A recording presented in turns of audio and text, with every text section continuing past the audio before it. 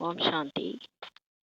15/2/2025 காலை முரளி. ஓம் சாந்தி. பாப்தாதா மதுபன். சிவத்தந்தையே பிரம்மா தந்தையோட உடல் அவதரிச்சு நமக்காக ஆசிரியராகி பாடருக்கு வந்திருக்கிறாரு.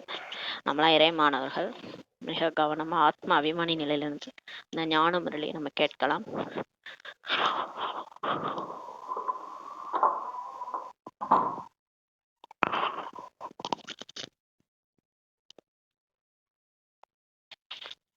பாபா சொல்றாங்க, இனிமையான குழந்தைகளே, தந்தை உங்களுக்கு தெய்வீக தர்மம் மற்றும் உயர்ந்த கர்மங்கள் குறித்து கற்றுத்தருகிறார். ஆகையால் உங்களால் எந்த அசுரத்தனமான கர்மமும் ஏற்படக்கூடாது. புத்தி மிகவும் சுத்தமாக இருக்க வேண்டும் சொல்லி பாபா சொல்றாரு. இப்ப கடவுளே நமக்கு தெய்வீக தர்மத்தையும் உயர்ந்த கர்மத்தையும் சொல்லி கொடுக்குறாரு. எப்படி கர்மா செய்யணும், நம்மளோட தர்மம் என்ன, நம்மளுடைய கர்மம் என்ன, எல்லாமே ஆத்மாவினுடைய சுய தர்மமே அமைதி தான். அதெல்லாம் நம்ம கற்றுக் கொடுக்குறாரு. ஆகையால் உங்களால் எந்த அசுரத்தனமான கர்மமும் இப்போ ஏற்பட்டுறக்கூடாது சொல்கிறார். நம்ம பிக்கே ஆன பிறகு, பாபா குழந்தையான பிறகு நம்ம அசுரத்தனமான கர்மம் எதுவும் செய்யக்கூடாது. புத்தி மிகவும் சுத்தமாக இருக்கணுன்றாரு. கேள்வி, தேக அபிமானத்தில் வருவதனால் முதலாவதாக எந்த பாவம் ஏற்படுகிறது? நம்ம உடல் உணர்வுல வரும்போது நம்ம என்ன பாவம் செஞ்சிடும்? பதில், தேக அபிமானம் இருந்தது என்றால் தந்தை நினைவுக்கு பதிலாக என்ன ஆயிடுது? தேகதாரின் நினைவு வரும். கண்டிப்பா நம்ம தேக உணர்வுல வந்துட்டோம்னா ஏதாவது ஒரு தேகதாரியை நினைப்போம். மற்ற உற்றார் உறவினர் எல்லாரையும் நினைப்போம். திருஷ்டி கெட்ட நிலையில் போனபடி இருக்கும். அப்புறம் அந்த சிந்தனைகள்லாம் மாறிட்டே இருக்கும். பார்வையும் மாறிடும், கெட்ட சிந்தனைகள் வரும்.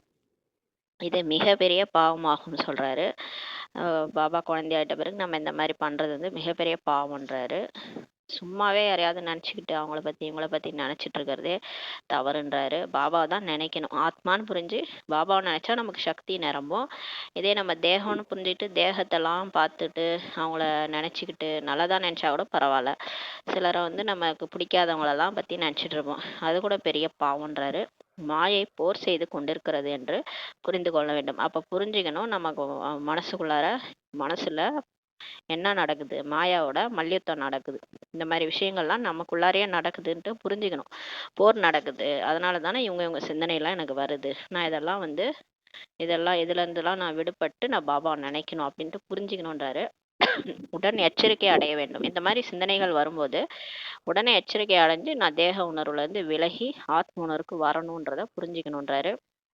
ஓம் சாந்தி. ஆன்மீக தந்தை ஆன்மீக குழந்தைகளுக்கு புரிய வைத்து கொண்டிருக்கிறார். அதாவது ஆன்மீக தந்தை நம்ம பரமாத்மா, அவர் ஆத்மாக்களுக்கு சொல்லி புரிய வைக்கிறாரு. ஆன்மீக தந்தை எங்கிருந்து வந்தார்? அவர் எங்கிருந்து வந்தாரு? ஆத்மாக்களின் உலகத்திலிருந்து வந்தார். அதனை நிர்வாண தாமம், சாந்தி தாமம் என்று கூட நம்ம சொல்கின்றோம். நிர்வாண தாமம்னா அங்க ஆத்மா உடல் இல்லாம இருக்கிறதுனால அது நிர்வாண தாமம். சாந்தி தாமம்னா அமைதியா இருக்கிறதுனால, ஏன்னா அங்க கர்மாலாம் நம்ம செய்யறது இல்லை, அதனால அமைதியா இருக்கிறதுனால சாந்தி தாமம் என்று அதை சொல்றோம். இது கீதையின் விஷயமாகும். இது கீதையனுடைய விஷயம்ன்றார். இந்த ஞானம் எங்கிருந்து வந்தது என உங்களிடம் கேட்குறாங்க. இது அதே கீதையின் ஞானம் தான்ட்டு சொல்லுங்க. இது அதே தான் கீதை தான். பகவத்கீதையில என்ன படிச்சோம் அதே தான் இதுல இருக்குது. கீதையின் பாகம் நடந்து கொண்டிருக்கிறது மற்றும் தந்தையே படிப்பித்து கொண்டிருக்கிறான்னு சொல்றார் பாபா. இப்பதான் கீதையினோட பாகம் நடக்குது. அந்த அர்ஜுனனுக்கு கிருஷ்ணர் போர்க்காலத்துல தான் கீதா ஞானம் சொன்னதா சொல்லி காமிச்சிருக்காங்க. அது நம்ம தான் இப்பதான் நமக்கு போர்க்காலம், வாழ்க்கையே ஒரு போர்க்காலம், இந்த மாயாவோட ஒரு போராட்டம். இந்த டைம்ல பாபா எப்படி நடந்துக்கணும், எப்படி கர்மா பண்ணணும் எல்லாம் நமக்கு சொல்லி கொடுக்குறாரு. ஆத்மா உணர்வுல சோல் கான்சியஸ்ல நமக்கு பாதி பிரச்சனை முடிஞ்சது. தேக அபிமானம் இல்லாம ஆத்ம உணர்வுல வந்துட்டோம்னா எந்த மாதிரி பிரச்சனையா இருந்தாலும் நம்ம சால்வ் பண்ண முடியும். அதனாலதான் இந்த டைம்ல நமக்கு கீதையின் பார்ட் நடந்துட்டு இருக்குன்றாரு. இப்ப நான் வந்துட்டேன் உங்களுக்கு, நீங்க ஆத்மாக்கள் எல்லாமே அர்ஜுனனு, நான் தான் கிருஷ்ணரு. அவர் கிருஷ்ணர்னா சுப்ரீம் சோல். இங்க அவர் பரமாத்மா ஆத்மாவுக்கு ஞானம் கொடுக்குறாரு. அதுதான் உண்மையான கீதைன்ட்டு ரஜினிகாந்த் கூட ஒரு இதுல சொல்லியிருப்பாரு. அப்ப இப்பதான் அந்த பார்ட் நடந்துட்டு இருக்குது. தந்தையே சுப்ரீம் ஆத்மா நமக்கு சொல்லி கொடுத்துட்டு இருக்கிறாரு. பரமாத்மா படிப்பித்து கொண்டிருக்கிறார். பகவானுடைய மகா வாக்கியம் அல்லவா இதெல்லாம். யார் சொன்னது? கடவுளே சொல்றாரு இல்லையா. மேலும் பகவான் ஒருவர் தான் ஆவார். கடவுள் ஒருத்தர் தான், நிறைய பேர் கடவுள் கிடையாது. ஒரே கடவுள் தான். அவருக்கு வேற வேற பேர் தான் கொடுத்துருக்குறாங்க. மற்றபடி அல்லா, ஜெகோவா எல்லாமே சீக்கிய தர்மத்துல கொண்டு எல்லாரும் கூப்பிடுறது யாரு பார்த்தீங்கன்னா ஒருத்தர் தான். எல்லாரும் கையை மேலதான் காட்டுறாங்க. கடவுள் ஒருவரே, அவர் அமைதி கடல் ஆவார். இருப்பதும் கூட சாந்தி தாமம். அவர் இருக்கிற இடமே சாந்தி தாமம், அமைதியான இடம். அவரே ஒரு அமைதி கடல் தான். அவரை நினைச்சாலே நமக்குள்ளார அமைதி நிரம்பும். அங்கே தான் நாமும் வசிக்கிறோம். நம்ம கூட நிர்வாண தாமத்துல தான் இருந்தோம். ஆத்மாக்கள் வசிப்பிடம் அங்கதான். அங்கிருந்து இங்க வந்து இந்த 5 பூதங்களாலான உடம்புல வந்து நடிக்க வந்திருக்கிறோம். இந்த உடல் போயிடும், அப்புறம் நம்ம அங்கேயே போயிடும். இதெல்லாம் வந்து பாபா சொல்லிதான் நமக்கு தெரியும். இது பதீதமான உலகம், இது தூய்மையற்ற உலகம்ன்றாரு. இங்க நம்ம வந்து நடிச்சிட்டு இருக்கோம் இல்லையா? இப்ப நம்ம வரும்போது நல்லாதான் இந்த உலகம் இப்படியே சக்கரம் சுத்தி சுத்தி இப்ப கலியுகத்துல நிக்குது. இப்ப இது தூய்மையற்ற உலகம், பாவாத்மாக்களின் தமோ பிரதானமான உலகம் என பாபா வந்து புரிய வைக்கிறாரு. இப்ப பாவாத்மாக்கள் இருக்கிற உலகம்தான் இது. ஆத்மாக்களாகிய நாம் இந்த சமயத்தில் தமோ பிரதானமாக இருக்கிறோம் என்ற நீங்களும் அறிவீர்கள். இப்ப நம்மளும் புரிஞ்சுக்கிட்டோம். நம்மளும் இப்ப அந்த மாதிரிதான் இருக்கிறோம்.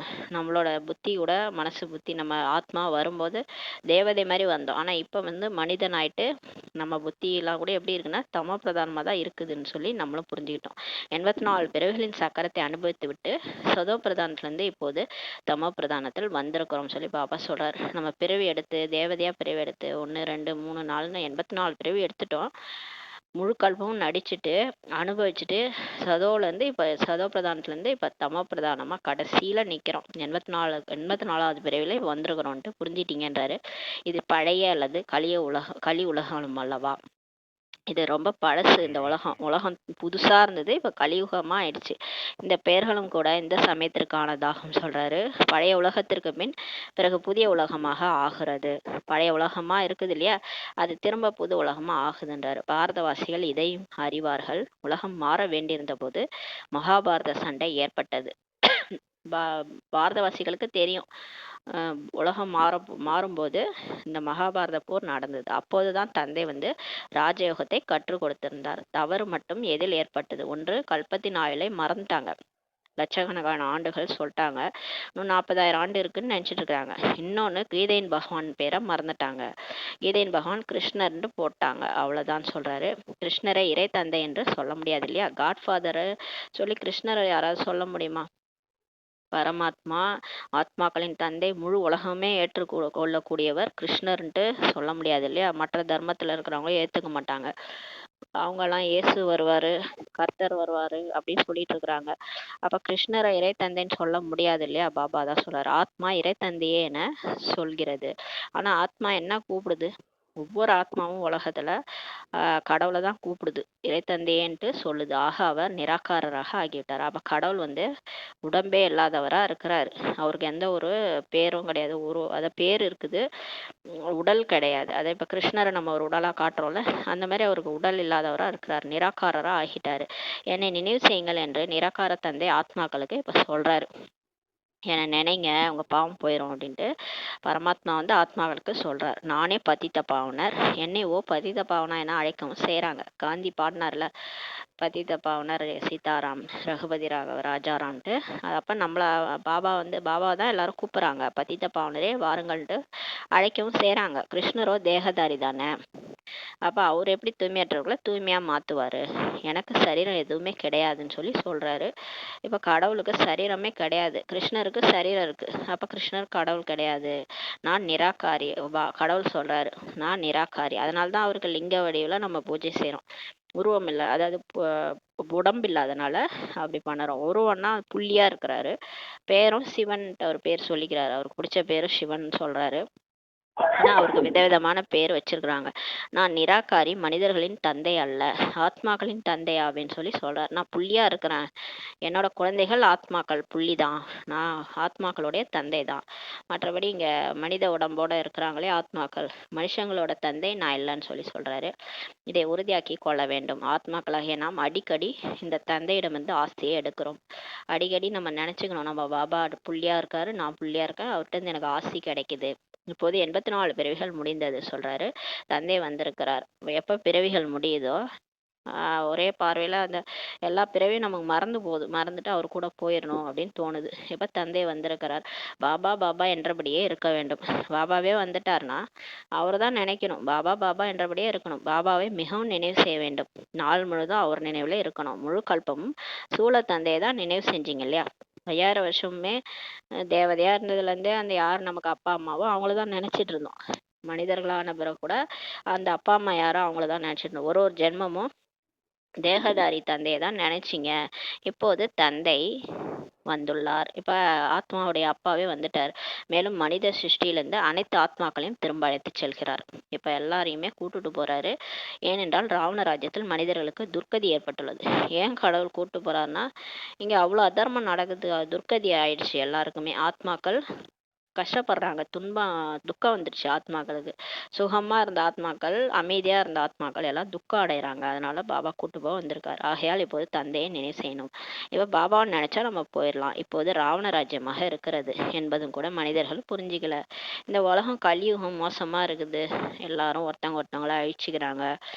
காமம், கோபம், பற்று, ஆசை, அகங்காரத்தின் காரணமாக எவ்வளவு கொலை, கொள்ளை, கற்பழிப்பு இதெல்லாம் நடக்குது இல்லையா? இதெல்லாம் ராவண ராஜ்யம்ன்றது புரிஞ்சுக்கல மனுஷங்க. ராவணன் அர்த்தத்தையே புரிஞ்சுக்கல. ராவணன் 10 தலை காமிச்சிருக்காங்கன்னா, ஆணுக்கு 5 விகாரம், பெண்ணுக்கு 5 விகாரம் ஈக்குவலா தான் செய்யறாங்க தவறு. அது தெரியல, அது அர்த்தத்தையே புரிஞ்சுக்கல. அதனாலதான் அந்த 10 தலையோட யாருமே மனுஷங்க கிடையாது. இதெல்லாம் கூட புரிஞ்சுக்கலன்றாரு. தசரா கொண்டாடும் ஒரு வழக்கம் ஏற்பட்டுருச்சு, அவ்வளவுதான். அந்த பக்தியில எல்லாமே குருட்டு நம்பிக்கைன்னு சொல்லியிருக்காருல பாபா. அதனால ஒரு வழக்கம் ஏற்பட்டுச்சு. அதுல இருந்து அந்த ராவண பொம்மையை செஞ்சு எரிச்சிட்டு இருக்கிறாங்க, அவ்வளவுதான்றாரு. நீங்கள் அர்த்தம் எதுவும் புரிஞ்சு கொண்டிருக்கவில்லை. நம்ம அர்த்தம் எதுவுமே புரிஞ்சுக்கலன்றாரு. இப்போது பிறருக்கு ஞானம் கொடுப்பதற்காக அறிவு கிடைத்துள்ளது. இப்ப மத்தவங்களுக்கு அறிவு கொடுக்கறதுக்காக நமக்கு அறிவு கிடைச்சிருக்கின்றாரு. ஞானம் நமக்கு அதுக்கு தான் கிடைக்குது. இப்ப ஒருவேளை பிறருக்கு புரிய வைக்க முடியாது என்றால் தானே எதுவும் புரிந்து கொள்ளவில்லை என்றுதான் அர்த்தம். இப்ப நம்ம புரிஞ்சுக்கிட்டு போய் மத்தவங்க சொல்லணும். அப்ப நம்ம மத்தவங்க சொல்லணும்னா நம்மளுக்கே ஒன்றும் புரியலன்னு அர்த்தம்ன்றாரு. தந்தைக்குள் சிருஷ்டி சக்கரத்தின் ஞானம் இருக்கிறது. நாம் அவரது குழந்தைகள் எனும்போது குழந்தைகளுக்குள்ளும் இந்த ஞானம் இருக்க வேண்டும் சொல்றாரு. இப்ப நம்ம பாபாவுடைய குழந்தைகள்னும் போது நமக்குள்ளரையும் இந்த ஞானம், அவர் சொல்ற ஞானம், சிருஷ்டி சக்கரத்தின் ஞானம் இருக்கணும்ன்றாரு. இது உங்களுடைய கீதா பாடசாலையாகும். என்ன லட்சியம் உங்களுக்கு கொடுத்துருக்கிறார் பாபா? இந்த லட்சுமி நாராயணராக ஆக வேண்டும். இது ராஜயோகம் அல்லவா? ராஜயோகம்னா என்னது? ராஜா ஆகக்கூடிய யோகம். மனசு, புத்தி, கர்மேந்திரங்களை அடக்கணும். உலகத்துல எவ்வளவோ பேர் இருக்கிறாங்க, மத்தவங்களதான் அடக்க கத்துக்கிறாங்க, அடக்குமுறைன்ட்டு. ஹிட்லர்லாம் சர்வாதிகாரி சொல்லுவாங்க, அடக்குமுறையை ஆள்பவர். மத்தவங்கள அடக்க தான் நமக்கு தெரியும், சுயத்தை அடக்க தெரியுமா? அதை யார் கத்து கொடுப்பாங்க? நம்மள நாமே அடக்கிறது. அது எப்பேற்பட்ட யோகம்? இது ராஜ யோகம் சொல்றாரு. மனசு, புத்தி, கர்மேந்திரங்கள் எல்லாத்தையும் அடக்கணும். இதுதான் ராஜயோகம்.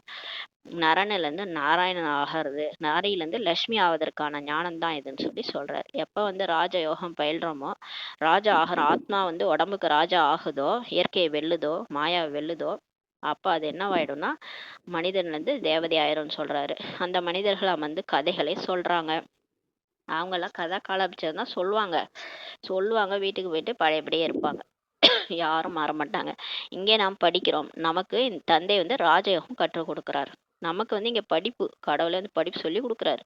படிப்பு தாரணை பண்ண வைக்கிறார். வாழ்க்கையில தாரணை பண்ணி நம்மளை டோட்டலா சேஞ்ச் பண்றாரு. அப்படியே படிச்சோம், அப்படியே காதுல கேட்டோம் விட்டோம்னு இல்லாம இது தாரணையில கொண்டு வராரு. கடவுளே நமக்கு சொல்லி கொடுக்குறாரு.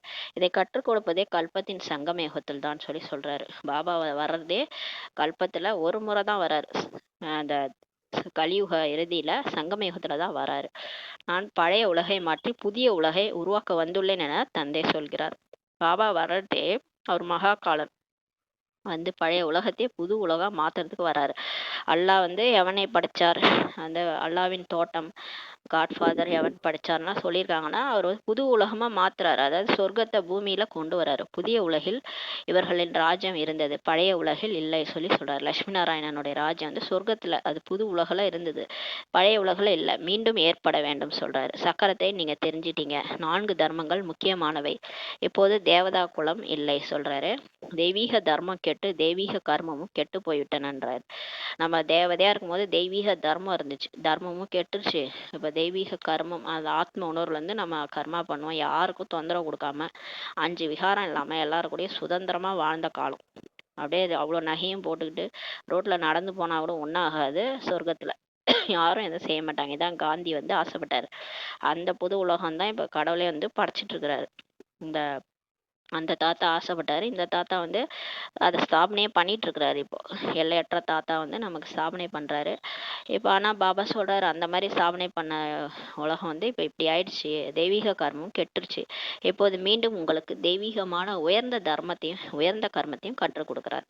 அந்த மாதிரி இந்த உலகம் இப்போ இப்படி ஆயிடுச்சு, இப்போ திரும்பவும் நமக்கு தெய்வீகமான உயர்ந்த தர்மம் கர்மத்தை கற்றுக் கொடுக்குறார்.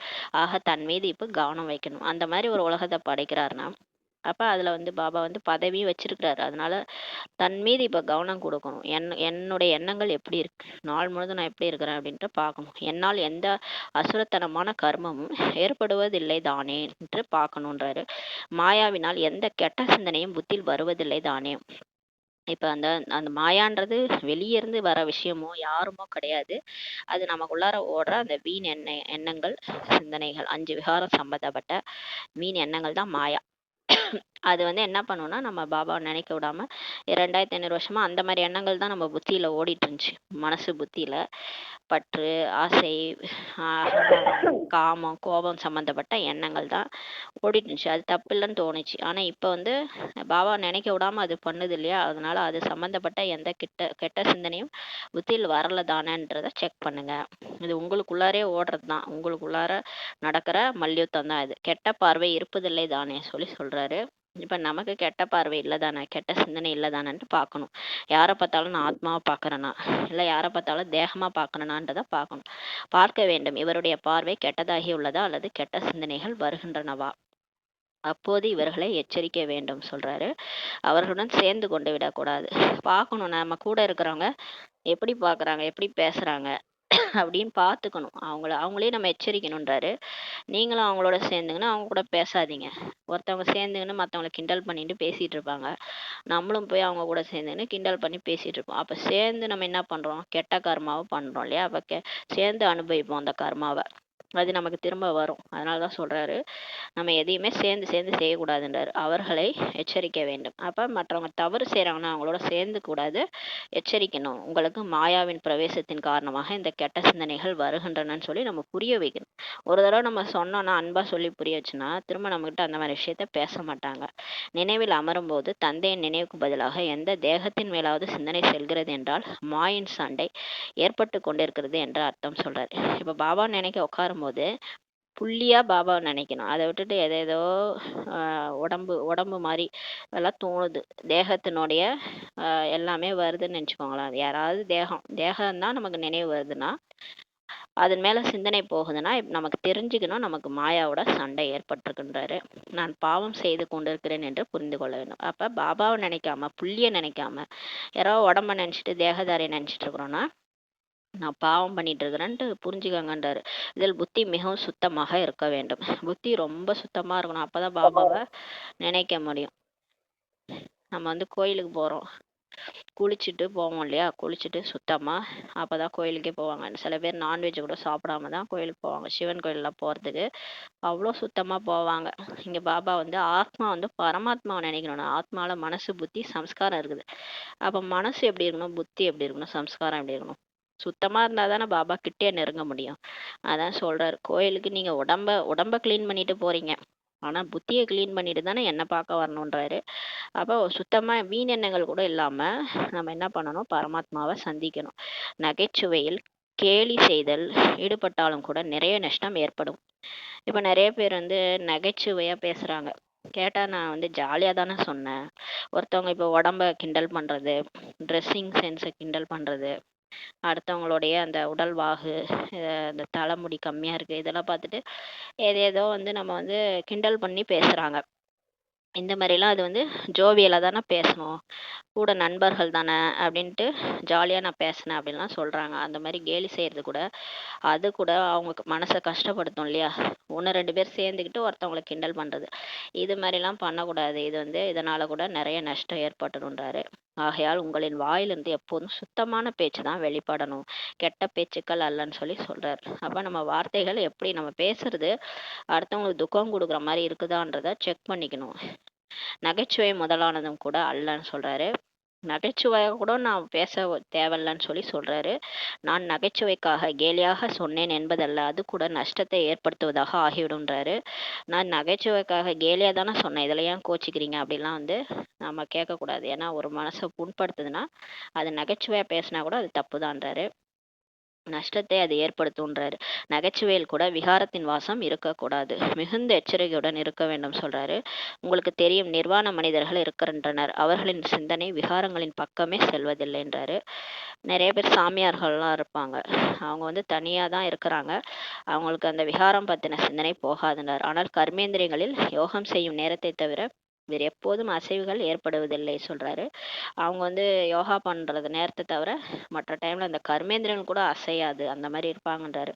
காமம் என்ற எதிரி அப்படிப்பட்டதாக இருக்கிறது. யாரை பார்த்தாலும் யோகத்தில் முழுமையாக இருக்கவில்லை என்றால் கண்டிப்பாக சலனம் ஏற்படும் சொல்றாரு. காமம் அந்த மாதிரி ஒரு எதிரி. அதாவது தன்னை தேகமா பார்க்கறது, அடுத்தவங்களையும் தேகமா பார்க்கறது. இது ரொம்ப அலப்பாயும், மனசு அலப்பாயும். அது ஆண்களா இருந்தாலும் சரி, பெண்களா இருந்தாலும் சரி.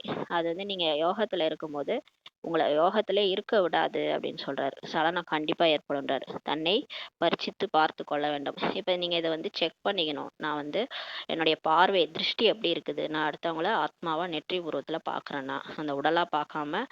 ஏன்னா நம்ம உடல் உணர்வுல உடலா பார்க்க தான் தலைகீழாயிடுச்சு. இப்போ உலகம் துவாபர யுகத்துல இருந்து தேக உலகமா மாறிடுச்சு. எப்படி ஒரு தெய்வீக உலகமா இருந்ததோ, ஆத்மா கான்சியஸ்ல இருந்தா உலகமே எப்படி இருக்கும்னா ஒளிமயமா இருக்கும். இப்ப எப்படி இருக்குது உலகம்? கலியுகம் இறுதி ரொம்ப மோசமா இருக்குது. எதனாலன்னா அந்த தேக உணர்வுனால தான் இப்படி ஆயிடுச்சுன்றாரு. இப்போது தன்னை பரிச்சித்து கொள்ள வேண்டும், பார்த்து கொள்ள வேண்டும். இப்போ நீங்க உங்களை நீங்களே செக் பண்ணுங்க, திருஷ்டியை மாத்துங்கன்றாரு. உங்க பார்வையை மாத்தீங்கன்னா சிருஷ்டியா மாறிடும். சத்தியுகம் பூலோகத்துல வந்துரும்ன்றாரு. தந்தையின் நினைவிலேயே இருந்தீர்கள் என்றால் இது போன்ற எந்த விதமான நோயும் உங்களுக்கு இருக்காது. பாபா நினைச்சிட்டே இருந்தோம்னா, பாபா எப்படி இருக்கிறாரு? அவர் எல்லாரையும் ஆத்மாவை தான் பாக்குறாரு. அவர்னா உடம்பா பாக்குறாரு? அவருக்கு புள்ளி. அவர் தான் சொல்றாரு, இந்த பிரம்மா பாபா உடல்ல வரும்போது தான் அந்த கண்ணால தான் நான் உங்களை பாக்குறேன். அது கூட எல்லாரையும் ஆத்மாவை தான் பாக்குறாரு. அதனால பாபா நினைவுல இருந்தா அவரை மாதிரியே நம்ம இருப்போம்னு சொல்றாரு. இந்த மாதிரி எந்த விதமான நோயும் இருக்காது. யோகத்தின் இருப்பதன் மூலம் இது எதுவுமே இருக்காதுன்னு சொல்றாரு. யோகால இருந்தோம்னா, யோகான்றது உக்காந்து பண்றது கிடையாது. நின்னாலும் நடந்தாலும், அவர் தான் சொல்றாரு, நின்னாலும் நடந்தாலும் என்னை நினைவு செய்யுங்கன்னு அதுக்கு தான் சொல்றாரு. அந்த மாதிரி நம்ம கர்ம யோகியா இருக்கும்போது நமக்கு இந்த மாதிரி தவறுகள்லாம் நம்ம மூலமா நடக்காதுன்றாரு. சத்தியுகத்தில் எந்த விதமான அழுக்கும் இருக்காது. சொர்க்கத்துல இந்த மாதிரிலாம் அங்க அழகழகா இருப்பாங்க. ஆண்களும் சரி, பெண்களும் சரி. லட்சுமி நாராயணன் அப்படி ஈக்குவலா அவ்வளோ அழகா இருப்பாங்க. அங்க போய் பார்த்தோன்னா அப்படி வேடிக்கை தான் பார்த்துன்னு இருக்கணும். அப்புறம் எல்லாரையும் அவ்வளோ அழகா இருப்பாங்க. அங்க இந்த மாதிரி பார்வையெல்லாம் இருக்காதுன்றாரு. எந்த விதமான அழுக்கும் இருக்காது. அங்கே சலனத்தை ஏற்படுத்தும் ராவணன் சஞ்சலமே இருக்காதுன்றாரு. அங்க இந்த மாதிரி காமம், கோபம், பற்று, ஆசை, அகங்காரம் இருக்காது. அங்கே யோகியின் வாழ்க்கை தான் இருக்கும். இங்கும் கூட நிலை மிகவும் உறுதியாக இருக்கணும்ன்றாரு. அதே மாதிரி பார்வையை இங்க கொண்டு வாங்கன்றாரு. யோக பலத்தின் மூலம் இந்த அனைத்து வியாதிகளும் நீங்கிவிடும். ஆனா எப்ப இந்த வியாதி நீங்கணும்னா, நம்மளால எல்லாம் நீக்க முடியாது. நானே சரி பண்ணிடுவேன் அப்படிலாம் முடியாது. நம்ம பாபா நினைவுல இருந்துதான் இந்த வியாதிகள்லாம் நீங்கிறோன்றாரு. அப்ப பாபாவோட சேர்ந்து சிவசக்தி சுரூபமா இணைந்த சுரூபமா இருக்கும்போது நம்மளுடைய விகாரங்கள் எல்லாமே நமக்குள்ளார நம்ம அழிச்சிரும் போது எதிரால வரவங்களுக்கும் நம்மளை பார்க்கும்போது அந்த மாதிரி தெரியாது. அவங்களுக்கும் நம்ம உடல் மறைஞ்சு போய் ஒரு ஒளி தான் அவங்களுக்கு தெரியுன்றார். இதில் மிகவும் முயற்சி செய்ய வேண்டியுள்ளது. ஆனா இதெல்லாம் ரொம்ப முயற்சி இருக்குன்றாரு. சாதாரண விஷயம் இல்லைன்றார். ராஜ்யத்தை எடுப்பது என்பது ஏதோ சித்தி வீட்டுக்கு போற மாதிரி இல்லைன்றாரு.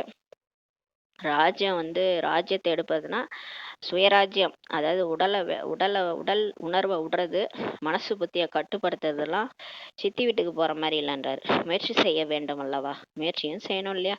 காலையில இருந்து இரவு வரைக்கும் நான் எவ்வளவு நேரம் பாபாவை நினைச்சேன், பாபாவோட ட்ரில் செஞ்சனா, ஸ்ரீமத் படி நடந்தனா, எவ்வளவு முயற்சி இருக்குன்றாரு. சாதாரண விஷயம்லாம் கிடையாது. பாக்கியத்தில் உள்ளது கிடைக்கும் என்பது போல அல்ல. அப்படி கிடையாது, எனக்கு என்ன லக்கு இருந்தா கிடைக்கும் அப்படிலாம் கிடையாது.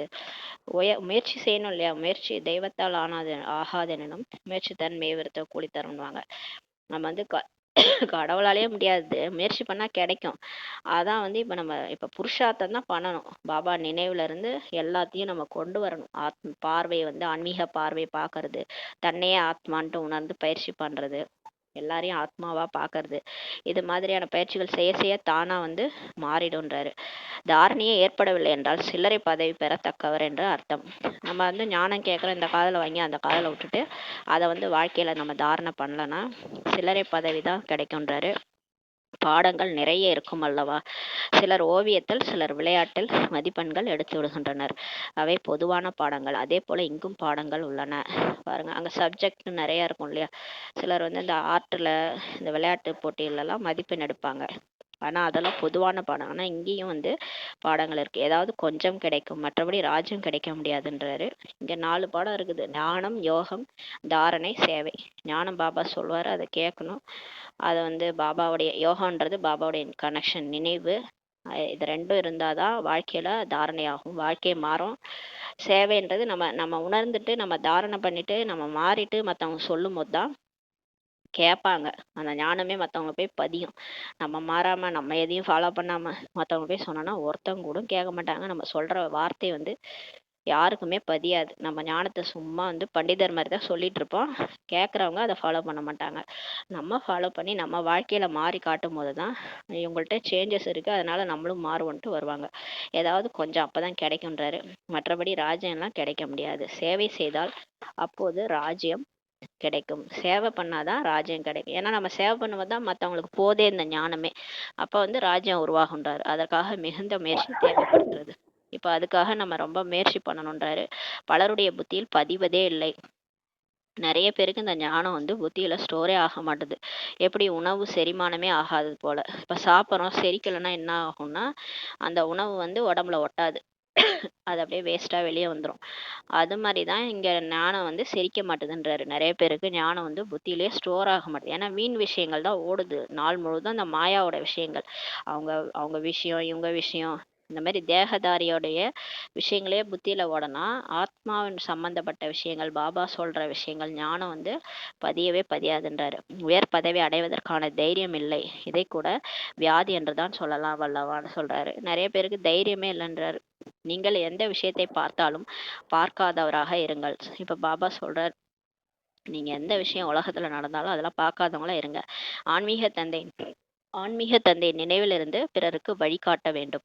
இப்ப பாபா நினைவுல இருந்து மத்தவங்களுக்கு வழி சொல்லுங்கன்றாரு. ஏன்னா இப்ப நிறைய பேருக்கு உலகமே அவ்வளவு மோசமா இருக்குது.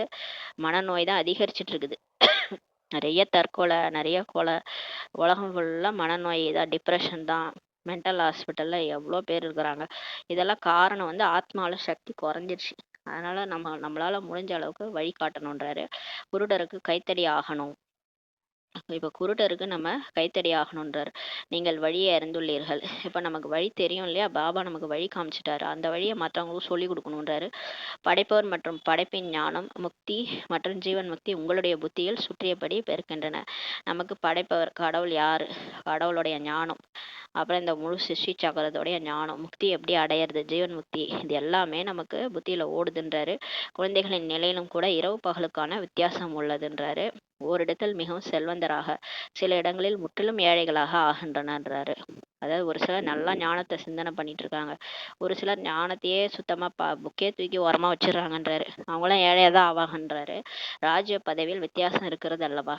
மற்றபடி அங்கே ராவணன் இருக்காத காரணத்தினால துக்கமே இருக்காதுன்னு சொல்றாரு. சொர்க்கத்துல எல்லாரும் வந்துருவோம், அங்க எல்லாரும் இருப்போம், அங்க துக்கமே இருக்காதுன்றாரு. ஏன்னா அங்க மாயா கிடையாது. மற்றபடி செல்வ செழிப்பில் தான் வித்தியாசம் இருக்கும்ன்றாரு. யார் நல்லா படிச்சாங்களோ நல்ல செல்வந்தரா இருப்பாங்க. ஓரளவுக்கு ஞானத்தை எடுத்தோம், கம்மியா எடுத்தோம்னா பிரஜையாயிடுவோம், அதான் சொல்றாரு. செல்வ செழிப்புல மட்டும் வித்தியாசம் இருக்கும். செல்வத்தில் சுகம் இருக்கும்னு சொல்றாரு. நமக்கு என்ன கிடைக்குதோ அதுல எல்லாருக்குமே சுகம் இருக்குன்றாரு. அந்த பாகுபாடெல்லாம் இருக்காது. இவங்களுக்கு அதிகமா இருக்கு, நமக்கு கம்மியா இருக்கு, அது கூட அவங்களுக்கு தெரியாது. தேவதைகளுக்கு லட்சுமி நாராயணன் இவ்வளோ பெரிய அரண்மனை இருக்குது, நமக்கு சின்ன அரண்மனை தான் இருக்கு, அப்படிலாம் கூட அவங்களுக்கு தெரியாது. ஏன்னா அந்த அளவுக்கு கள்ளங்காப்படம் இல்லாம இருப்பாங்க தேவதைகள். வேலைக்காரியா இருந்தா கூட அவங்களுக்கு எல்லா எல்லா சுகமும் அங்க அனுபவிப்பாங்க. லட்சுமி நாராயணன் என்ன ட்ரெஸ் போடுறாங்களோ அதான் அவங்களும் போடுவாங்க. அவங்க என்ன சாப்பிட்றாங்களோ 36 வகை உணவு அதே தான் வேலைக்காரிங்களும் சாப்பிடுவாங்க. அவங்க உள்ளார அரண்மனைக்குள்ளதான் இருப்பாங்க. ஆனா எந்த ஒரு வித்தியாசமும், நான் வேலைக்காரி, அவங்க உயர்ந்த பதவி அடைஞ்சிருக்காங்க, அது கூட அவங்களுக்கு தெரியாது. ஆனா வந்து பதவியில வித்தியாசம் இருக்கும். அந்த அளவுக்கு சொர்க்கத்துல சுகம் இருக்குன்றாரு. எந்த அளவு நினைவில் நீங்க இருப்பீங்களோ அந்த அளவு ஆரோக்கியம் உங்களுக்கு நன்றாக இருக்கும்னு சொல்லி சொல்றாரு. நம்ம பாபாவை நினைச்சாதான் இந்த உடல் ஆரோக்கியம், மன ஆரோக்கியம் எல்லாம் கிடைக்கும். நம்ம நினைக்கலன்னா உடம்புல நோய், மனசுல நோய் எல்லாமே வர வாய்ப்பு இருக்கு. அதான் சொல்றாரு, நீங்க என்ன எவ்வளவு நினைக்கிறீங்களோ அவ்வளோ வந்து ஆரோக்கியமா இருப்பீங்கன்றாரு. முயற்சி செய்யணும். ஆனா அந்த முயற்சி தான் நழிவிடுதுன்றால பிரம்மா பாபாவே சொல்றாரு. நான் நடந்து போயிட்டு இருந்தேன், பாபா நினைவுல திடீர்னு பார்த்தா பாபாவை காணோம். நினைவு தனியா நடந்து போயிட்டு இருக்கான்றாரு. அப்ப பாபா நினைவு நழிவிடுது. அதான் சொல்றாரு, இதுல ரொம்ப முயற்சி இருக்கு, முயற்சி செய்யணும். பலருடைய நடத்தை அஞ்ஞானி மனிதர்களுடைய போல இருக்கிறது. பிகே ஆயி கூட சிலர் வந்து ஞானம் நிறைஞ்சவங்க மாதிரி இல்ல, அஞ்ஞானிகள் மாதிரி சாதாரணமா அந்த கலியுக மனுஷங்க மாதிரி இருக்கிறாங்கன்றாரு. அவர்கள் யாருக்கும் நன்மை செய்ய முடியாது. அந்த மாதிரி இருக்கிறவங்களால மற்றவங்களுக்கு போய் நல்லது செய்ய முடியாதுன்றார். இறுதி பரீட்சை நடக்கும்போது யார் எவ்வளவு மதிப்பெண்கள் எடுத்து தேர்ச்சி அடைவார்கள் என்பது தெரிந்துவிடும். இப்ப நம்ம இது வந்து பாபா படிக்க வைக்கிறாருல, நம்ம அந்த காலேஜில் படிச்சுட்டு இருக்கிறோம், காட்லி யூனிவர்சிட்டியில் கடைசியா எக்ஸாம் முடிஞ்சு ரிசல்ட் வரும். இதுல வந்து யார் யார் எவ்வளவு மதிப்பெண் எடுப்போன்றது காட்சியா கிடைக்கும். அப்ப எல்லாருக்குமே தெரிஞ்சிடும், இவங்க இந்த பதவி அடைய போறாங்க, இந்த பதவி அடைய போறாங்கன்றது தெரிஞ்சிடும். பிறகு அந்த சமயத்துல ஐயோ ஐயோ என அலற வேண்டியிருக்கும். அப்ப அந்த டைம்ல நமக்கு நமக்கு கீழே முயற்சி பண்ணவங்களாம் உயர்ந்த பதவி அடையிறாங்கன்னா எப்படி இருக்கும் இருக்குது. அது பாபா நல்லா நினைச்சிருப்பாங்க. பாபா நல்லா நினைச்சு அவங்க அவங்க முயற்சியெல்லாம் அப்படியே குப்தமா இருக்கும். திடீர்னு பார்த்தா அவங்க பாஸ் ஆயிருவாங்க. நம்ம வந்து நம்ம அசால்ட்டா இருந்திருப்போம், கேஷுவலா விட்டுருப்போம், பாபா நினைக்காம அசால்ட்டா. அதான் பண்டிதர் மாதிரி இருந்து ஞானத்தை சொல்றாங்க, மற்றபடி அவங்க சொல்றவங்க கூட மாறி போயிடுவாங்க, இவங்க அப்படியே வந்து முள்ளு மாதிரி இருப்பாங்கன்னு சொல்றாருல பாபா. அந்த மாதிரி கூட நடக்கும். அதனால ரொம்ப ஜாகிரதையா இருக்கணும். அப்புறம் கடைசி டைம்ல வந்து ஐயோ ஐயோன்ட்டு அலற வேண்டியிருக்கும்ன்றாரு. பாப் தாதா இருவருமே எவ்வளவு புரிய வைத்தபடி இருக்கிறாங்க. இப்ப பாபாவும் தாதாவும் ரெண்டு பேரும் சேர்ந்துதான் நமக்கு புரிய வைக்கிறாங்க இல்லையா. இப்ப பிரம்மா பாபாவும் சொல்றாரு, அப்பப்ப நடுவுல சிவபாபாவும் ரெண்டு பேரும் சேர்ந்துதான் உங்களுக்கு புரிய வச்சுக்கிட்டே இருக்கிறாங்கன்றாரு. தந்தை வந்ததே நன்மை செய்வதற்காக. கடவுள் வந்திருக்கிறதே நன்மை செய்யதான். தனது நன்மையும் செய்து கொள்ள வேண்டும், பிறருடைய நன்மையும் செய்ய வேண்டும். இப்ப நமக்கும் நன்மை செஞ்சுக்கிட்டோம், நம்ம ஒழுங்கா முரளி படிச்சு மத்தவங்க சொல்லி கொடுக்கணும், கூட இருக்கிறவங்களையும் உயர்த்தணும், நம்மளும் உயரணும் சொல்றாரு. வந்து தூய்மையற்ற எங்களுக்கு தூய்மையாகும் வழி காட்டுங்கள் என்று தந்தை அழைக்கவும் செய்யறாங்க. ஆக தந்தையே வந்து இப்ப ஸ்ரீமத் கொடுக்கிறார். நீங்கள் என்னை தன்னை ஆத்மா என்று புரிஞ்சு கொண்டு தேக அபிமானத்தை விட்டுடுங்க. இந்த தேகம்தான் நான்ட்டு புரிஞ்சிருக்கீங்களா, அதை விட்டுட்டு என்னை நினைவு செய்யுங்கன்றாரு. அதான் அந்த ஒரு நாள் வால் நட்சத்திரம்னு சொன்னார்ல, நட்சத்திரம் அந்த வாழை விட்டுருங்க, வாழை விட்டுடுங்க, நீங்களாம் நட்சத்திரம்ன்றாரு. அந்த வால் வந்து உடம்பு மாதிரி, அந்த உடம்ப விட்டுட்டு என்னை நினைவு பண்ணுங்கன்றாரு. நட்சத்திரத்தை நினைவு பண்ணுங்க, அப்ப பாவம் அழிஞ்சிரும்ன்றாரு. நம்ம வாழை பிடிச்சிட்டு இருக்கிறோம். அதான் இப்ப பிரச்சனையே. எவ்வளவு சகஜமான மருந்தாக உள்ளது. நாங்கள் ஒரு சிவபாபாவை மட்டும் ஏற்கிறோம் என்று சொல்லுங்கள். எவ்வளவு ஈஸியா இருக்கு அவர் கொடுக்குற மருந்து. ஆத்மான்னு புரிஞ்சு அவரை நினைக்கணும். நாம ஒரு பாபாவை மட்டும்தான் ஏற்கிறோன்ட்டு சொல்லுங்க, வந்து எங்களை தூய்மையற்றவர்லேருந்து தூய்மையானவரை ஆக்குங்கன்ட்டு எல்லாரும் அழைக்கிறாங்க என்ன எனும்போது நான் வர வேண்டியிருக்குது என்று அவர் சொல்றார். ஏன் வந்திருக்கிறாருன்னா நம்ம தான் கூப்பிட்டோன்றாரு. பதித்த பாவனரே வாருங்கள் கூப்பிட்டாங்க, அதனாலதான் வந்தேன்றாரு.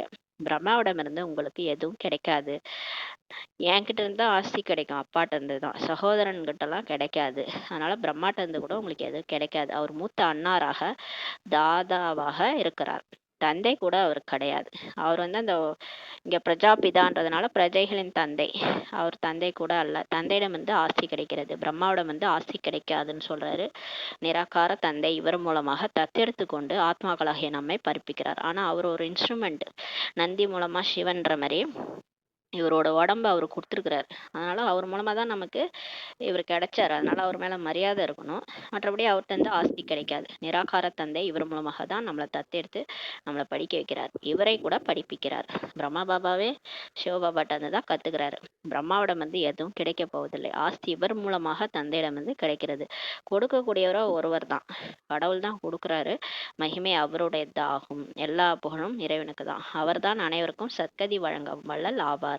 அவர் தான் எல்லாருக்கும் நல்ல கதி அளிக்கக்கூடியவர். இவர் பிரம்மா பூஜை கரையில் வந்து பூஜாரி ஆகிறார். சத்தியுகத்துல இருந்தார். பிறகு 84 பிறவிகளை அனுபவித்து இப்போது தூய்மையற்றவராகி இருக்கிறார். அவர் தான் சத்தியுகத்துல முதல் இளவரசன் கிருஷ்ணரா இருந்தாரு. ஆனா பிறவி எடுத்து மறுபிறவில வந்து இப்ப தூய்மையற்றவரா ஆயிட்டாரு. மீண்டும் பூஜைக்குரிய தூய்மையானவரா இப்ப ஆகிட்டு இருக்கிறார். இந்த ஞானத்தின் மூலமா தூய்மையாகிறாரு. அந்த கங்கையில குளிக்கிற மாதிரி இந்த இது ஞான கங்கை. இதுல குளிச்சு எல்லாரும் இப்ப தூய்மை ஆகிறோம்னு சொல்றாரு. நாம் தந்தையிடம் கேட்கிறோம், எந்த மனிதரிடம் கேட்கவில்லை சொல்லி பாபா சொல்றாரு. இப்ப பாபாட்ட இருந்தனா நம்ம கேட்கிறோம், எந்த ஒரு மனுஷன்லாம் இந்த ஞானத்தை சொல்லி கொடுக்கல. மனிதருடையது பக்தி மார்க்கமாக தான் இருக்கும் சொல்றாரு. மனுஷங்க என்ன சொல்லுவாங்க, பக்தியை தான் சொல்லி கொடுப்பாங்க. கடவுள் தான் ஞானத்தை சொல்லி கொடுக்குறாரு. இது ஆன்மீக ஞான மார்க்கம். ஞானம் ஒரு ஞான கடலிடம் இருந்து தான் மட்டுமே உள்ளதுன்றாரு. இந்த ஞானம் எங்க இருக்கு, கடவுள்கிட்ட தான் இருக்குது, ஞான கடல்கிட்ட தான் இருக்குதுன்றாரு. ஞான நதிகளாகிய நாம் ஞான கடல்ல இருந்து வெளிப்படுகிறோம். இப்போ இந்த ஞான கடல்கிட்ட இருந்து இந்த ஞானம் நமக்கு கிடைக்கிறதுனால நம்மளாம் ஞான நதி ஆயிட்டு ஓட ஆரம்பிக்கிறோம். இப்ப நம்மளாம் ஞான நதிகள். அவர்கிட்ட என்ன ஞானம் இருக்கோ அதை மற்றவங்க போய் சொல்றோம். மற்றபடி அவையெல்லாம் நீராலான கடல் மற்றும் நதிகள் ஆகும். மற்றபடி இந்த வெளி உலகத்துல இருக்கிற கடல் நதியெல்லாம் நீரால் ஆனது. நம்ம அந்த சூட்சுமமான நதி. நம்ம ஞான நதி. ஞான கடல்கிட்ட நமக்கு ஞானம் கிடைக்குது. குழந்தைகளுக்கு இவை அனைத்தும் விஷயங்களும் கவனத்தில் இருக்க வேண்டும்ன்றாரு. உள்நோக்கு முகமாகி புத்தியை செலுத்த வேண்டும். இப்ப உள்நோக்கு முகமா போய் ஆத்ம உணர்வுல நெற்றி பூர்வத்துல நான் உட்கார்ந்துருக்கேன், இந்த உடலை இயக்கிட்டு இருக்கிறேன், எனக்குள்ளார என்ன ஓடுது, நான் என்ன தப்பு பண்ணிட்டு இருக்கேன், செக் பண்ணுங்கன்றாரு. தன்னைத்தானே முன்னேற்றிக் கொள்வதற்காக உள்நோக்கு முகமாகி தன்னை சோதிக்க வேண்டும், செக் பண்ண வேண்டும். முன்னேற்றத்துல போனோம்னா அடுத்தடுத்து நான் என்ன பண்ணணும், ஞானம் நல்லா படிக்கணும், தாரணை பண்ணணும், யோகா பண்ணணும், ஒரு நிமிஷமும் பாபா நினைக்கணும், சுவாசமும் பாபா நினைக்க சொல்றாரு. ஒருவேளை வாயிலிருந்து கெட்ட வார்த்தைகள் வெளிப்பட்டால், கெட்ட பார்வை செல்கிறது என்றால் தன்னை கடிந்து கொள்ள வேண்டும். முதல்ல நம்ம ஸ்ட்ரிக்டா இருக்கணும்னா சுயத்துக்கு ஸ்ட்ரிக்டா இருங்கன்றார் பாபா. அடுத்தவங்களுக்கு ஸ்ட்ரிக்டா இருக்காதீங்க, நீங்க உங்க சுயத்துக்கு ஸ்ட்ரிக்டா இருங்க. வாயில இருந்து கெட்ட வார்த்தை வருதுன்னா, கெட்ட பார்வை போகுது, தேகமா பாக்குறோம், கண்ணாமண்ணான்னு பேசுறோம்னா உங்களை நீங்களே திட்டிக்கங்க அப்படின்னு சொல்றாரு. தன்னைத்தான் கடிந்து கொள்ள வேண்டும், ஸ்ட்ரிக்டா இருங்க. காளி ரூபத்தை அடுத்தவங்களுக்கு காட்டாதீங்க, காளி ரூபத்தை உங்களுக்கு காட்டுங்கன்றாரு. ஆத்மா காளி ரூபத்துல இருந்து இந்த மனசு புத்தி சம்ஸ்காரத்தின் மேல கடினமா இருக்கணும். அப்பதான் அது திருந்தும். இந்த மனசு திருந்தும், புத்தி திருந்தும், இந்த கர்மேந்திரங்கள்லாம் திருந்தும். இல்லைன்னா அது திருந்தாது. கண்ணு இஷ்டத்துக்கு அது பார்க்கும், காது இஷ்டத்துக்கு ஏதாவது கேட்கும், வாய் இஷ்டத்துக்கு பேசிட்டு இருக்கும். அதனால அதுக்கு கடிந்து கொள்ளணும்ன்றாரு. என் வாயிலிருந்து கெட்ட வார்த்தைகள் ஏன் வந்தன, என்னுடைய திருஷ்டி ஏன் இப்படி கெட்டு போனது, தன்னை தான் அடித்து கொள்ளவும் வேண்டும் சொல்றாரு. உங்களை நீங்களே அடிச்சுக்கோங்க, ஏன் இந்த மாதிரிலாம் வந்தது, ஏன் இப்படிலாம் என் பார்வை போச்சுன்ட்டு எச்சரிக்கை பண்ணணுன்றாரு. அடிக்கடி எச்சரிக்கை கொடுத்து கொண்டே இருக்க, எனக்கு செய்யக்கூடாது. ஏன்னா நீ யாரு, கடவுள் உன்னை உயர்ந்த பதவி அடைய சொல்றாரு, நீ அந்த மாதிரி ஆளு, நீ இப்படி செய்யலாமா அப்படின்னு அடிக்கடி நம்ம எச்சரிக்கை கொடுக்கணும். அப்போதுதான் உயர்ந்த பதவி அடைய முடியுன்றாரு. வாயிலிருந்து கெட்ட வார்த்தைகள் வரக்கூடாது, ஒருபோதும் வாயிலிருந்து கெட்ட வார்த்தை வரக்கூடாதுன்றாரு. ஏன்னா அரைக்கல்பமா நமக்கு அதுவே பழக்கமாயிடுச்சு.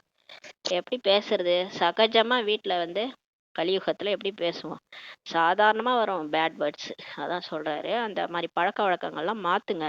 அப்படி செய்யறேன், அப்படி பேசுறேன்னா அடி கொடுத்துக்கோங்க, உங்களுக்கு நீங்களே எச்சரிக்கை பண்ணிக்கோங்க.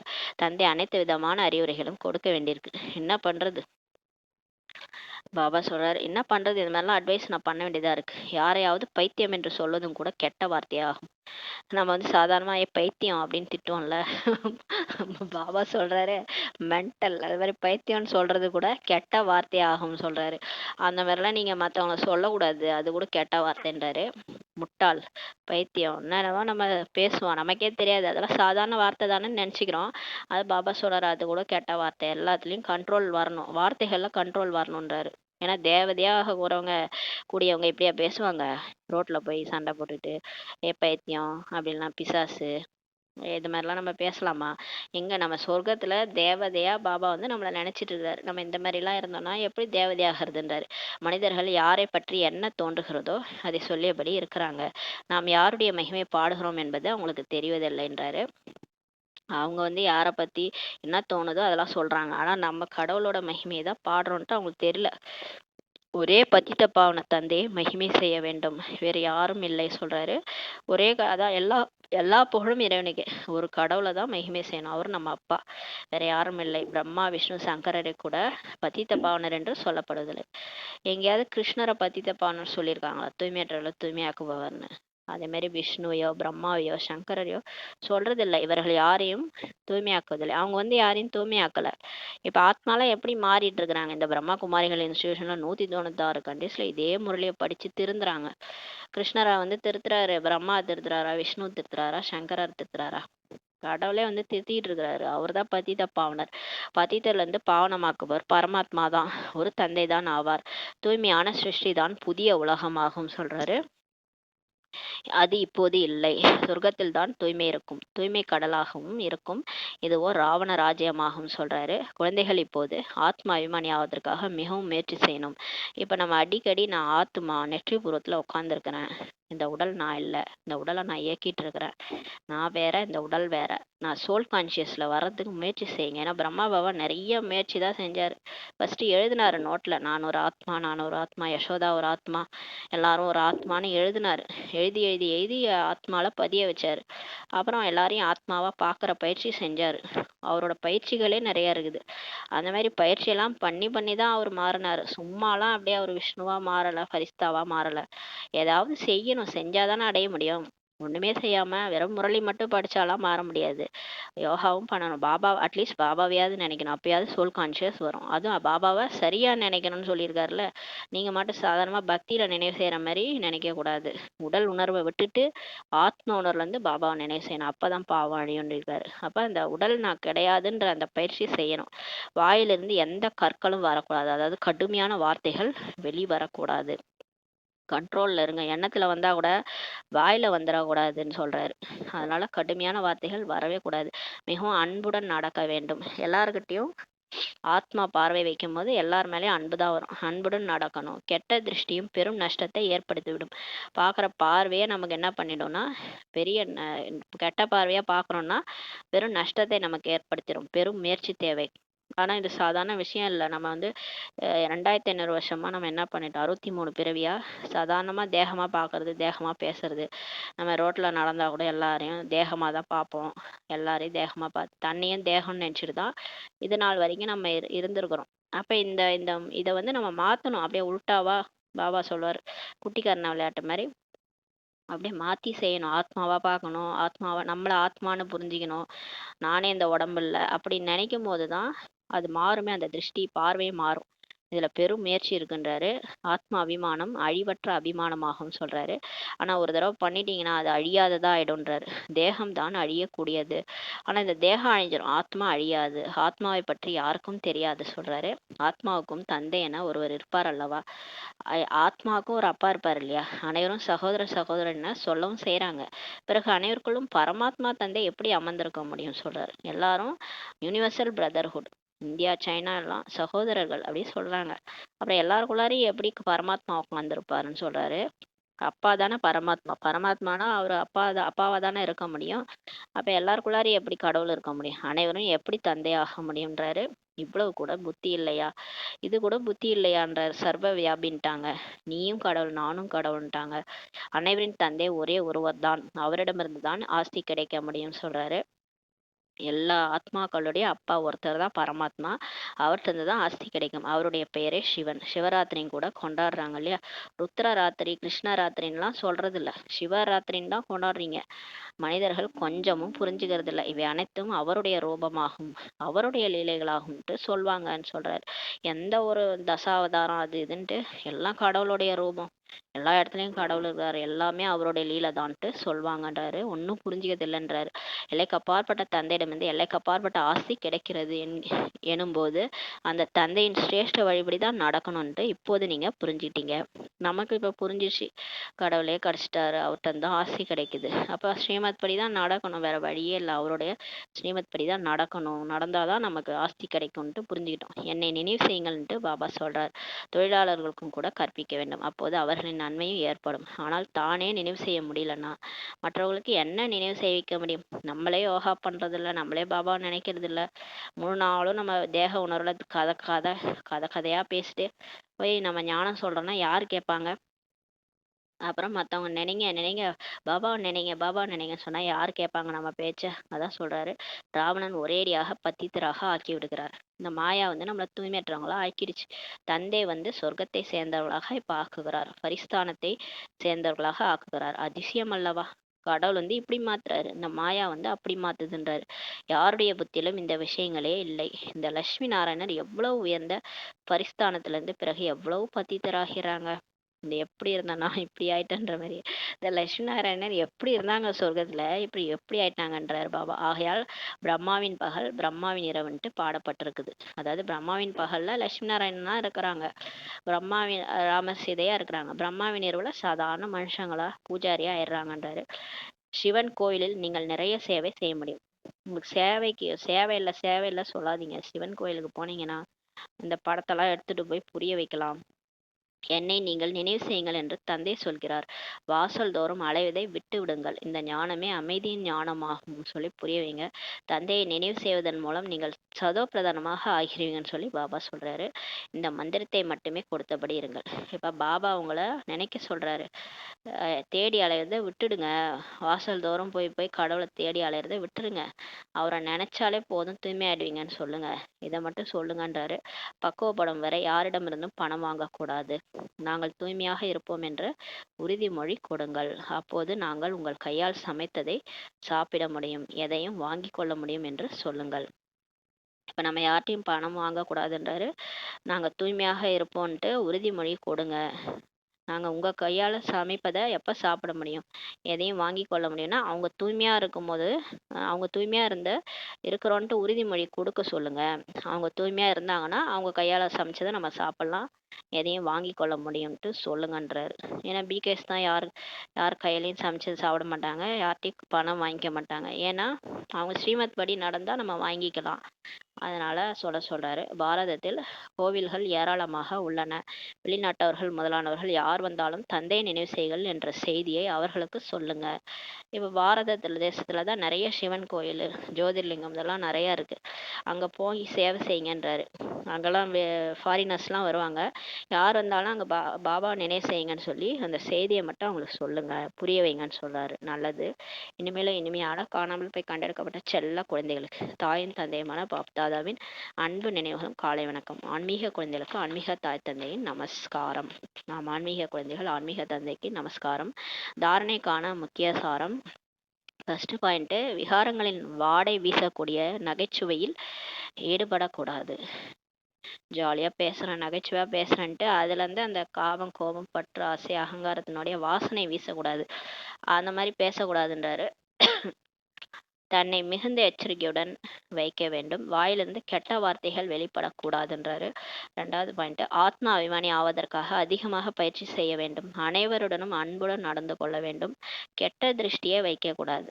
கெட்ட திருஷ்டி செல்கிறது என்றால் தனக்குத்தானே தண்டனை கொடுக்க வேண்டும். நான் ஒரு தேகமா அவங்கள பார்த்துட்டேன்னா நான் என்ன நானே அடிச்சுக்கணும், இந்த மாதிரி பாப்பியா அப்படின்ட்டு எதையுமே தேகதாரி அந்த தேக உணர்வுல இருந்து எதையும் பார்க்க கூடாதுன்றாரு. வரதானம், நிரந்தர நினைவு மற்றும் சேவையினுடைய சமநிலையின் மூலம் குழந்தை பருவ குறும்புத்தனத்தை முடிவடைய செய்யக்கூடிய வானப்பிரஸ்தி ஆகுக. பாபா வரதானம் விட்டுட்டாரு. இந்த நிரந்தரமா பர்மனண்டா பாபா நினைக்கணும், சேவையும் பண்ணணும். பாபா பர்மனண்டா நினைக்கணும், சேவையும் பண்ணணும், ரெண்டும் சமநிலையில வந்துடணும். அது மாதிரி வரும்போது இந்த சின்ன சின்ன விளையாட்டுலாம் விளையாடிட்டு இருக்கீங்களே குழந்தை மாதிரி, குழந்தை பருவ குறும்புத்தனம் இதெல்லாம் விட்டுடுங்கன்றாரு. இதெல்லாம் விட்டுடக்கூடிய வயசானவங்களா ஆகுங்க, 60 வயசுக்கு மேல ஆனவங்க மாதிரி ஆகுங்க, இன்னும் பிகே ஆயிட்டு அப்படியே குழந்தை மாதிரி இருக்கிறீங்கன்றாரு. வானப்பிரஸ்தி ஆகுக என்ற வரதானம் கொடுக்குறாரு. ஏன்னா உலகமே இப்ப வானப்பிரஸ்த நிலையில தான் இருக்குது. எல்லாரும் வீட்டுக்கு போகணும், எல்லாருக்கும் வயசாயிடுச்சு, ஆத்மாக்கெல்லாம் யாரா இருந்தாலும் சரி வீட்டுக்கு போகணும். அதனால இப்ப வானப்பிரஸ்தி ஆகுகன்ற வரதான். நீங்களே எப்படி இருந்தீங்கன்னா முழு உலகம் எப்படி இருக்கும்ன்றாரு பாபா. அதனால இப்ப வானப்பிரஸ்தி ஆகுகன்ற வரதானம் கொடுக்குறாரு. சின்ன சின்ன விஷயங்களில் சங்கமேகத்தின் விலை மதிப்பற்ற நேரத்தை குழந்தை பருவ குறும்புத்தனத்தால் இழக்கக்கூடாது. இந்த இப்போ ஒரு சின்ன பசங்களாம் சண்டை போட்டுட்டு அவங்க அம்மாட்ட போயிட்டு, அம்மா அவன் என்ன அடிச்சிட்டான், அம்மா இவன் என்ன அடிச்சிட்டான் அப்படின்னு சொல்லுவோம். அத மாதிரி நம்ம போய் பாபாட்ட, பாபா இவங்க இப்படி பண்றாங்க, பாபா இவங்க என்ன இப்படி திட்டாங்க, இவங்க பேசுனது எனக்கு பிடிக்கல, பாபா அவங்க என்ன அப்படி இருக்கிறாங்க, இந்த மாதிரிலாம் டெய்லி லெட்டர் எழுதுறோம்ல, பாபா அதான் சொல்றாரு. சின்ன சின்ன விஷயத்துல நீங்களாம் எப்பேற்பட்ட ஆளு, நீங்க இயற்கையே மாத்தக்கூடியவங்க, உலகத்துல சொர்க்கத்தையே கொண்டு வரக்கூடியவங்க, உங்க எண்ணங்கள் மூலமா உலகத்தையே மாத்த போறீங்க. நீங்க எப்பேற்பட்டவங்க, நீங்க உலகத்துக்கே ஜீவன் முக்தி வழங்கக்கூடியவங்க, உலகத்தையே மாத்த போறீங்கன்னு நான் நினைச்சிட்டு இருந்தா, நீங்க என்னமோ இந்த சின்ன சின்ன விஷயத்தெல்லாம் பேசிக்கிட்டு இருக்கிறீங்க, அதை வேற என்கிட்ட சொல்றீங்கன்றாரு. அதான் சங்கமயுகத்தினுடைய இந்த விலைமதிப்பற்ற நேரத்தை வேஸ்ட் பண்ணாதீங்கன்றாரு. குறும்புத்தனம், இந்த குழந்தை பருவ குறும்புத்தனத்தினால இழக்கக்கூடாது. இப்போது இந்த குறும்புத்தனம் அழகல்ல சொல்றாரு. இந்த மாதிரி குறும்புத்தனமா இருக்கிறது நல்லா இல்ல பார்க்கறதுக்குன்றாரு. தந்தையின் நினைவு மற்றும் சேவை என்ற இந்த ஒரே ஒரு காரியம் மட்டும் வானப்பிரஸ்த நிலையில் இருக்கின்றது. இப்ப பாபாவுக்கு நம்ம என்ன செய்யணும்? இந்த இந்த வயசான காலத்துல நம்ம என்ன பண்ணணும்? ஆத்மாவுக்கு வயசாயிடுச்சு. வானப்பிரஸ்த நிலையில நம்ம என்ன பண்ணணும்னா, தந்தை நினைவு மட்டும்தான் இருக்கணும், சேவை இருக்கணும். இந்த 2 தான் இருக்கணுன்றாரு. இதை தவிர வேற எதனுடைய நினைவும் வரக்கூடாது. மற்ற விஷயங்கள்லாம் இந்த சின்ன சின்ன விஷயங்கள்ல போறீங்க. அவங்க இப்படி பண்ணிட்டாங்க, இவங்க அப்படி பேசிட்டாங்க, அவங்க என்னை இப்படி சொன்னாங்க, அவங்க சொன்னது எனக்கு ஹர்ட் ஆயிடுச்சு. இந்த மாதிரி விஷயங்கள்லாம் போகக்கூடாது. எந்த சிந்தனையும் வரக்கூடாது. எழுந்திருக்கும் போது கூட நினைவு மற்றும் சேவை தான் ஞாபகம் வரணும். பாபா நினைக்கணும், சேவை பண்ணணும். தூங்கும் பொழுதும் கூட நினைவு மற்றும் சேவை தான் இருக்கணும். நிரந்தரமாக இந்த சமநிலை இருக்க வேண்டும். நிரந்தரமா நினைவு மற்றும் சேவை இருக்கணும். திரிகாலதரிசியாகி குழந்தை பருவத்தின் விஷயங்கள் மற்றும் குழந்தை பருவ சம்ஸ்காரங்களுடைய முடிவு விழா கொண்டாடுங்கள்.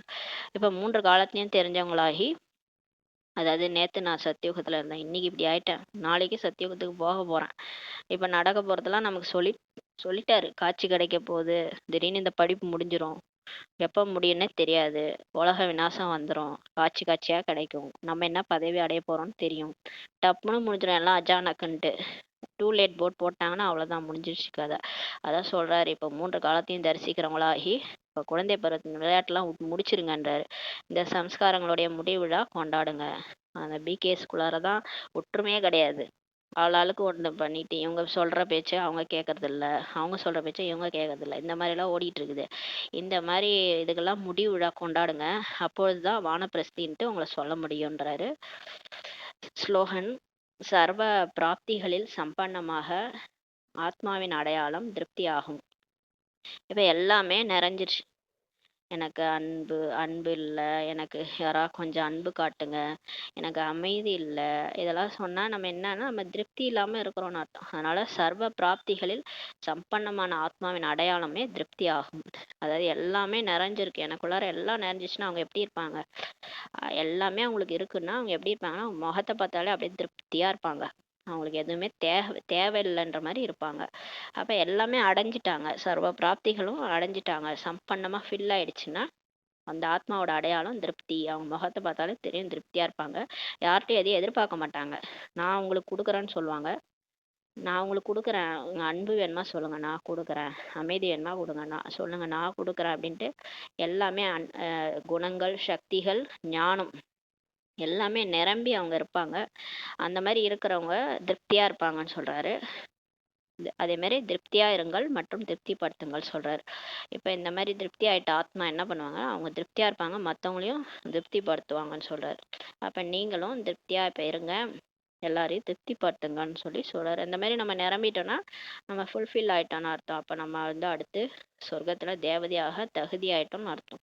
ஏன்னா தேவதையோடைய சம்ஸ்காரமே என்னன்னா கொடுக்கறது தான். வள்ளல் வள்ளல் சம்ஸ்காரம். அவங்க எது இருந்தாலும் அவங்க கையே கொடுக்குற மாதிரி தான். பக்தி மார்க்கத்திலே தேவதையோட சிலையை பார்த்தீங்கன்னா கையை ஆசீர்வாதம் பண்ற மாதிரி தான், கொடுக்குற மாதிரி தான் இருக்கும். லட்சுமி எல்லாம் பார்த்தீங்கன்னா கொடுக்குறவங்களா இருப்பாங்க. அந்த மாதிரி உண்மையான தேவதை சுரூபத்துக்கு வந்துருங்கன்றாரு. திருப்தியா இருங்க, எல்லாரையும் திருப்திப்படுத்துங்க. கொடுக்கறதுனா வெறும் அந்த ஸ்தூல செல்வம் அதெல்லாம் மட்டும் கிடையாது. சூட்சுமமான இந்த குணங்கள், சக்திகள், யாசிக்கிறாங்கல்ல, எனக்கு நிம்மதி இல்லை, எனக்கு வாழ்க்கையில திருப்தி இல்லை, அமைதி இல்லை, அன்பு இல்லை, அன்பு காட்ட ஒரு துளி அன்பு கூட எனக்கு கிடைக்கல, மற்றவங்கள்ட்ட பிச்சை எடுத்துட்டு இருக்கிறோம்ல, அதெல்லாம் இப்போ நம்ம கொடுக்கணும், எல்லாருக்கும் நம்ம கொடுக்கணும், நம்ம எல்லாரையும் திருப்தியா பார்த்துக்கணும், எல்லாருக்கும் அன்பு கொடுக்கணும். அந்த மாதிரி நம்ம நிறைஞ்சிட்டோம், பாபாட்ட வாங்கி வாங்கி மற்றவங்க கொடுக்க ஆரம்பிச்சு நிரம்பிட்டோம்னா நம்ம திருப்தி ஆயிடும்னு சொல்றாரு. அதோட அடையாளமே திருப்தி தான். அப்ப திருப்தியா இருங்க, மற்றவங்கள திருப்திப்படுத்துங்கன்னு சொல்றாரு. ஓம் சாந்தி. நன்றி பாபா, நன்றி ராமா, நன்றி பரிவாரம்.